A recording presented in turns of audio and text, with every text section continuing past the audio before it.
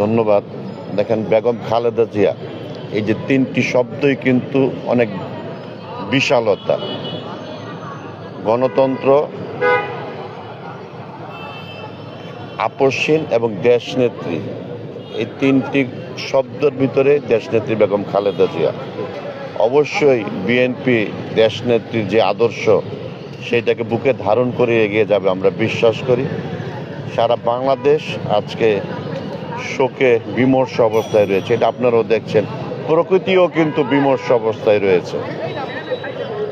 আল্লাহ কাছে আমরা দোয়া করি, মহান রাব্বুল ইজ্জত দেশনেত্রী বেগম খালেদা জিয়াকে যেন ক্ষমা করে দিয়ে জান্নাতুল ফেরদৌস নসিব করেন, এবং আমরা বিএনপি নেতাকর্মী সহ 18 কোটি মানুষ যেন শোক সইতে পারি, এবং তার যে আদর্শ, তার যে ত্যাগ, সেখান থেকে শিক্ষা নিয়ে আমরা যেন বাংলাদেশ বিনির্মাণে এগিয়ে যেতে পারি। বিএনপির ভারপ্রাপ্ত চেয়ারম্যান জনাব তারেক রহমানের নেতৃত্বে আমাদের এইটাই আশা।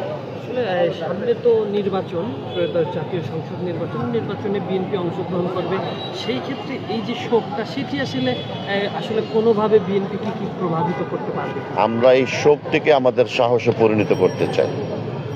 সেই সাহস নিয়ে আমরা এগিয়ে যাবো ইনশাআল্লাহ।